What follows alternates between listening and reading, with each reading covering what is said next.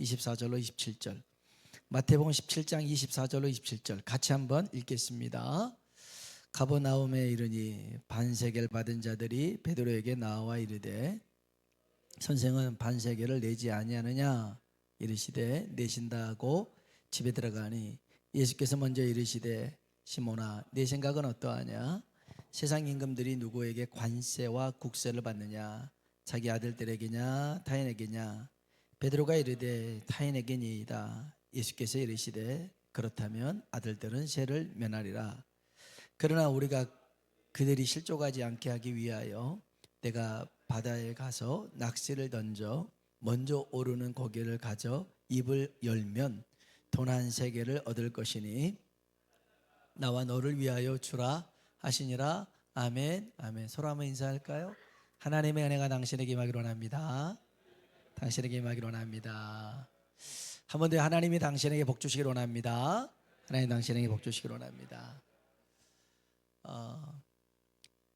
이스라엘 유대인들, 이스라엘 백성들 유대인들은요 만 20세 이상 성인에게 성전세를 부과했습니다. 그러니까 매년 한 번씩 부과를 했는데요. 그걸로 이제 성전을 보수하기도 하고 또 이렇게 성전을 관리하는데 그 성전세가 반 세겔이었습니다. 한 세겔의 반이라는 뜻이에요. 그 반 세겔은 얼마냐면 이틀치 임금입니다. 그러니까 뭐 하루 일당이 10만 원이면 20만 원이 성전세입니다. 뭐 많을 수도 있고 적을 수도 있겠지만 1년에 한 번 그렇게 내는 것이었습니다. 근데 이 성전세는 빈부귀천을 두지 않습니다. 부자도 반세겔, 가난한 사람도 반세겔, 모든 사람들이 다 반세겔씩 냈습니다. 이것은 인간의 생명 가치가 하나님 앞에서는 평등하다, 이런 생명의 속전 의미를 가지고 있었습니다. 자, 오늘 읽은 본문에 보니까 예수님께서 가버나움에 이르렀습니다. 그래서 이제 거기서 머물고 있는데 한 사람이 베드로에게 찾아왔어요. 그러면서 야, 왜 니네 선생님은 성전세를 안 내냐? 성전세 내야 되지 않겠냐? 반세겔 내야지 라고 질문합니다. 한번 볼까요? 24절입니다. 읽어봅시다. 가버나움에 이르니 반세겔 받는 자들이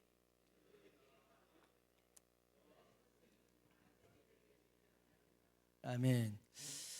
여러분, 예수님의 사역이 그 병자도 고치고 귀신을 내쫓고 얼마나 바쁜 사역이었습니까? 그런 기적과 능력을 행하셨으니 어떤 사람들은 그런 거에 대해서 전혀 신경 쓰지 않고 오로지 그 예수님 어떤 사역과 그 일에 집중하는 경우가 있었죠. 근데 또 어떤 사람은 또 그렇지 않아요. 세상 사람들이 다 내 마음 같지 않잖아요. 다 다양하잖아요. 그래서 그것만 보는 사람이 아니라 성전세를 받는 사람은 예수가 성전세를 내나 안 내나 그것만 관심 있는 거예요. 병자를 고치는 게 중요하지 않아요. 나는 성전세를 받아야 되는데 왜 안 낼까? 왜 안 낼까? 그것만 보고 있는데 안 내는 거예요. 안 내는 거예요. 아마 제 생각에는 예수님 그 사역이 너무 바빴던 것 같아요. 잊어버렸던 것 같아요. 그래서 이제 가만히 있어도 안 내니까 쫓아와가지고 야, 니네 선생님 성전세 내야지, 이렇게 얘기를 하는 거예요. 그러니까 베드로가 약간 기분이 나빴어요. 뭐 이딴 사람들이 다 있어. 알았어, 아니 낼 거야, 걱정하지 마. 우리 선생님 이런 거 떼먹는 분이 아니야. 반드시 내. 기다려. 하고는 왔는데 베드로의 조문위에 반세겔이라도 있었으면 여기 있어 하고 줄 건데 하나도 없었거든요. 그지했어. 야, 맨날 그러잖아요. 은과 금은 내게 없거니와. 베드로는 빈털터리였거든요. 가진 게 없었어요. 그러니까 있었으면 줬을 텐데 없으니까 이제 뾰루통 해갖고 이제 예수님이 계신 집으로 왔단 말이에요. 집으로 왔는데 예수님이 무슨 일 있었냐라고 물어보기도 전에 어떤 질문하냐면 시몬아, 그러니까 이제 베드로 전에 이름이 시몬이니까 시몬아, 왕이 주인이 세상 임금이 누구한테 관세 국세를 받냐? 아들한테 받냐 타인에게 받냐 물어보는 거예요. 한번 봅시다. 25절입니다. 읽어봅시다. 이르신대 내신다 하고 집에 들어가니 예수께서 먼저 이르시되 시몬아 내 생각은 어떠하냐? 세상 임금들이 누구에게 관세와 국세를 받느냐? 자기 아들들에게냐 타인에게냐? 아멘. 자, 이 시대는요 로마 황제가 다스리는 시대였고요, 헤롯의 분봉왕 총독 빌라도가 치리했던 시기였습니다. 총독의 역할 중에 뭐냐면 세금을 징수해서 황제에게 상납하는 게 그 역할이었어요. 여러분 보세요. 황제나 왕이나 총독은 세금 납부하지 않습니다. 이들 자녀들도 세금 납부하지 않습니다. 그러나 그 세금, 관세나 국세는 황제와 왕을 위해서 드려지는 거였습니다. 그 당시는요. 그래서 베드로가 답을 내죠. 타인은 세금을 내야겠지만 아들은 세금을 납부할 필요가 없습니다. 그렇죠. 26절 한번 볼까요? 읽어봅시다. 베드로가 이르되 타인에게니이다. 예수께서 이르되 그렇다면 아들들은 세를 면하리라. 아멘. 당연히 황제의 아들들은 세금을 냈지 않죠. 그럼 여러분 예수님은 누구예요? 하나님의 아들이시잖아요. 성전세를 납부할 필요가 없어요. 아니 그 성전이 누구를 위해서 있는 건데요? 주님을 위해서 있는 거잖아요. 근데 무슨 성전세를 냅니까? 의미가 없죠. 근데 주님은 성전세를 내겠노라 말씀하십니다.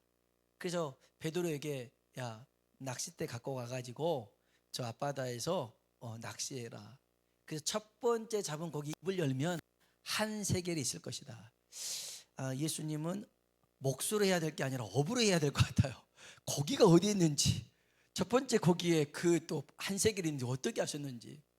그래서 베드로가 가서 고기를 잡았는데 첫 번째 잡은 고기 입을 열었더니 한 세겔 40만 원이 있는 거예요. 엄청난 거잖아요.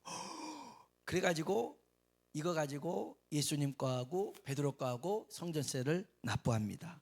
우리 한번 왜 이렇게 했냐면 27절 볼까요? 같이 읽어봅시다. 그러나 우리가 그들이 실족하지 않게 하기 위하여 내가 바다에 가서 낚시를 던져 먼저 오르는 고기를 가져 입을 열면 돈 한 세겔을 얻을 것이니 나와 너를 위하여 주라 하시니라. 아멘. 주님이 이렇게 하신 이유가 있었죠. 한번 따라 합시다. 그들을 실족하지 않게 하기 위하여. 주님이 왜 고기를 잡아서 한 세겔 가지고 베드로와 예수님의 성전세를 냈느냐? 안 내도 되지만 그 성전세를 걷는 사람들을 실족하지 않기 위해서 그렇더라는 거예요. 여러분 믿음이라고 하는 것은 개개인의 것이죠. 개개인의 믿음을 가지고 구원을 받습니다. 엄마 아빠의 믿음으로 자녀들이 구원받는 게 아니에요. 내 믿음 가지고 구원받는 줄로 믿습니다. 근데 이 믿음은 개인 것만은 아닙니다. 믿음의 사람의 하는 말, 행동, 삶은 다른 사람에게 영향을 줘요. 신자나 비신자에게 영향을 미치죠. 그래서 여러분 우리들의 믿음은 나만의 믿음이 아니에요. 내 주변에 있는 사람들에게도 영향을 미친다는 것. 바울은 믿음이 강한 자가 할 수 있는 행동이 있고 자세가 있는데 이걸 믿음이 약한 자가 봤을 때 그로 걸림돌이 되지 않도록 주의하라고 권면하는 말씀이 있어요. 한번 봅시다. 고린도전서 8장 9절입니다. 읽어볼까요? 그런즉 너의 자유가 믿음이 약한 자들에게 걸려 넘어지게 하는 것이 되지 않도록 조심하라. 아멘. 너희 자유가 믿음이 약한 자들에게 걸려 넘어지지 않도록 조심하라는 거예요. 1절에 한번 얘기했지만 여러분 우상의 제물을 먹는 것, 제사장에 올라간 제물을 먹는 거 그거 큰 의미는 없습니다. 그것은 고린도전서 8장 4절에 이렇게 바울이 얘기를 합니다. 한번 볼까요? 그러므로 우상의 제물을 먹는 일에 대하여는 우상은 세상에 아무것도 아니며 또한 하나님 한 분밖에 없는 줄 아노라. 아멘. 우상의 제물 먹는 일은 큰 의미가 없어요. 왜냐하면 우상은 아무것도 아니기 때문에 그런 거예요. 그래서 저도 무당이 준 음식도 기도하고 먹었어요. 안 죽고 살아있어요. 그러니까 음식이 우리를 더럽히는 게 아니라, 입으로 들어가는 게 우리를 더럽히는 게 아니라, 우리 안에서, 우리 마음 안에서 나오는 것들이 우리를 더럽힌대요. 음식 문제가 아니라는 거예요. 근데 이 유대인들에게는 음식이 굉장히 민감했거든요. 그들은 돼지고기를 먹지 않았어요. 왜냐하면 그들은 발굽이 갈라지지 않고 대책임질 하지 않는 음식은 부정하다고 먹지 않았단 말이에요. 그런데 음식이 문제가 아니라 음식보다 중요한 건 우리의 마음의 문제가 더 중요하더라는 거예요. 그래서 바울은 이 고린도 교회와 이 로마의 그 우상에게 드려지고 난 다음에 그 고기를 시장에 팔았단 말이에요. 바울은 그거 먹는 거 아무 문제가 없었어요. 그런데 믿음이 연약한 사람이 바울이 그런 음식을 자꾸 먹는 거 보면 시험이 들어가지고 실족할까 두려워하라는 거예요. 자, 여러분에게 제가 한 가지 질문할게요. 여기 맥주예요, 맥주. 소주입니다. 이거 목사가 먹어도 돼요, 안 돼요? 상관없다고 그랬어요. 방금 분명 이게 술인데 목사님이 먹어도 상관없다고 그랬어요. 상관없어요? 안 돼요? 그러면 제가 여기 술을 한 잔 이렇게 마셨어요. 천국 갈까요? 지옥 갈까요? 예수님 믿음 줄 거예요. 그렇죠. 여러분 진짜 맥주 한 잔 제가 마셨어요. 그렇다고 제가 지옥 갈까요? 말씀 잘하셔야 돼요. 앞으로 쭉 마실 수 있어요. 쭉 마실 수 있어요.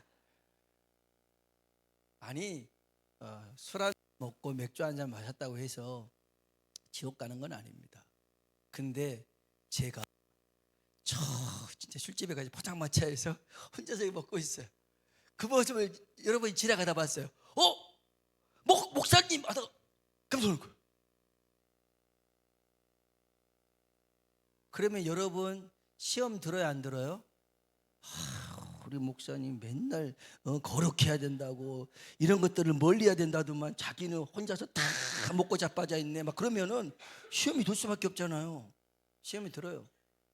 또 반면 목사님도 술을 마시네? 술 마시는 거는 괜찮나 보다 하고 막 먹어요. 자, 목사님 브라보 하면서 건비하면서 먹어요. 이러면 자, 보세요. 저의 믿음은 맥주 한 잔 마셔도 제가 지옥 가지 않는다는 믿음이 있어요.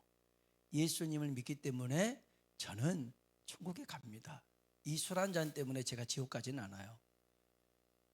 그런데 아주 제가 너무 목마르워서 맥주 한 잔을 마셨는데, 아무도 없는 거 보고 마셨는데 누가 봤어.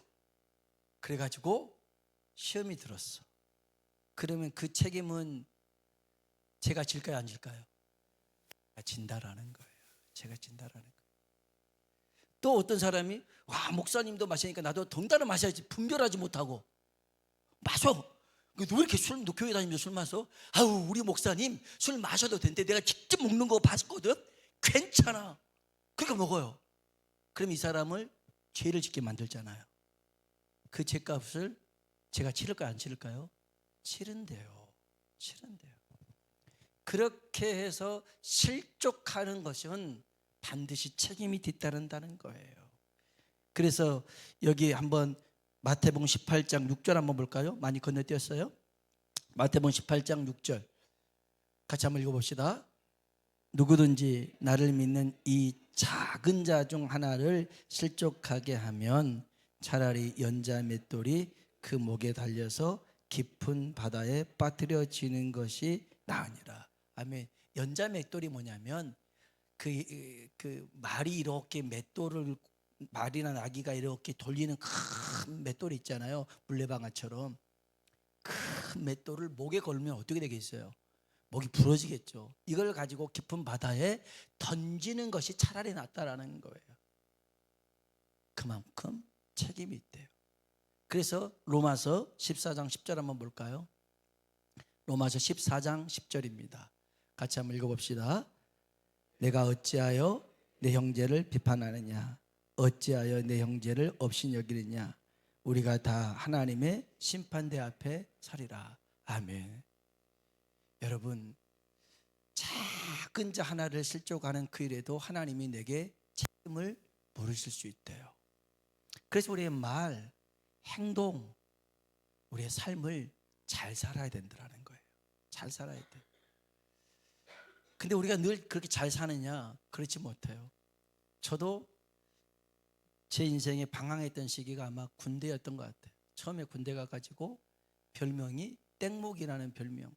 신학교 다닌다고 했는데 생닭도 이렇게 잘 잡고 목 비틀어가지고, 제가 그렇게 양계장에서 닭 잡는 비결을 주인한테 배워가지고 제가 닭 목까지 비틀어 주고 목 자르고 그다음 엉덩이 자르고 그 여기 그 다각 중간에 그 약간의 간격이 있어요. 그거 딱 벗기면 또 벗겨지고 막 그렇게 닭 잡는 모습을 보고, 그다음에 제가 여러분한테 고백하지만 딸기서리 하려도 갔어요.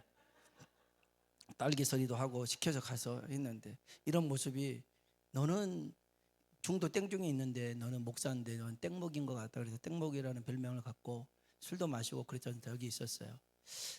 이제 생각해봤어요. 내가 그렇게 군대 생활을 나쁘게만 했었을까 했더니 나중에 보니까 제가 이제 병장이 되고 군대를 제대할 때쯤 돼서 저희는 이제 진급식이 있었어요. 막 일병, 이병에서 일병, 일병에서 상병, 상병 병장하면 그때 막 술판이 벌쳐지는데, 야 우리 그런 거 하지 말자. 우리 건전하게 자 노래를 부르자. 사랑으로 내가 살아가는 동안에, 거의 복음성가급의 그런 가요가 있어요. 그거 부르다가 우리 깊고도 넓고도 이렇게 예수님의 사랑 이렇게 막 부르면서 애들을 데리고 막 기도도 하고 데리고 바깥에 이게 나가서 그렇게 예배도 드리고 했던 그런 것들이 있었어요. 아, 그런 삶이 나쁘지만은 않았구나. 근데 누군가는 제가 이렇게 다시 돌아왔던 모습이 아니라 그 전 모습을 봤을 때 실망하고 실족하는 사람이 있었겠구나 라는 생각이 참 가슴이 아파요. 가슴이 아파요. 그리고 저와 여러분이 꼭 눈에 보이는 대로만 판단하지 않기를 주님의 이름으로 축복합니다. 지금 방황하는 사람이 있을 수 있어요. 그러나 이 사람이 앞으로도 쭉 방황할 걸 생각하지 마세요. 하나님 바꾸시면 변화될 수 있는 줄로 믿습니다. 변화될 수 있어요. 언젠가 저녁 예배를 마치고 나가는데 밖에서부터 막 소리가 막 고래고래 소리가 들리더라고요. 금요일 날이었나 갔더니 어떤 아저씨가 저 바로 교회 앞에서 땅바닥에 앉아 있어 막 소리를 막 지르더라고요. 그래서 봤더니 저 아는 사람이에요. 언젠가 한번 술 취해가지고 저 사무실로 찾아왔던 분이거든요. 그러면서 저한테 왜 춘향이가 70둘이냐고 그랬던 분이에요. 요 앞에 춘향이 있잖아요. 술집 그분이 72둘인가 봐요. 작년에. 올해 73인가 봐요. 춘향이는 젊어야 되는데 왜 춘향이가 72이냐고 그걸 저한테 왜 화를 내시는지 그러신 분이었어요. 그분이 앉아 계시더라고. 아이고 왜 이렇게 술을 많이 드셨냐고 그러면서 이렇게 세워드렸어요. 손을 잡아달라고 하더라고요. 술을 너무 많이 먹어서 일어나질 못했던 거였어요. 그리고 막 소리 질렀던 거죠. 손을 잡고 여기 사시니까 스마트 트라우에 사시니까 가자고, 집으로 가자고. 몇 회에 사시냐고. 그래가지고는 이제 집까지 가는데 누구세요? 후배인가? 아니야 여기 앞에 있는 목사 지난번에 왔었잖아. 아 그러면서 이제 가는데 집 앞에까지 가가지고 이제 비밀번호도 다 가르쳐줬는데 제가 애올 필요는 없잖아요. 그 집 비밀번호를. 그래갖고 이제 들어오라고 왔다 가라고. 아니 된다고 이제 가야 된다고. 너무 사랑스럽다고. 뽀뽀 한번 해도 되냐고. 됐다고. 나 이런 뽀뽀 계시다. 됐다고. 그러고 하고 나왔어요. 그 뒤로 저한테 겁나 잘해줄 줄 알았더니 엊그저께 지나가는데 못 본 척하고 지나가시더라고요. 차마 못 본 척 하시겠죠. 여러분 그럴 수 있어요. 근데 우리는 내가 이제 그 사람이 이제 조금 노숙자나 불황자나 이런 사람들이 꺼려해서가 아니라 무서워한 것도 있어요. 솔직히 우리의 감정이 그럴 수 있지만 그렇다고 그런 사람 그런 부류라고 취급하지는 말자라는 거예요. 하나님이 역사하시면 언제 어떻게 변화되고 언제 어떻게 하나님 앞에 쓰임 받을지 모르잖아요. 바울도 그랬으니까. 예수 믿는 사람들 핍박하고 죽였던 사람이 예수님 만나고 예수님 증거하는 사람 됐잖아요.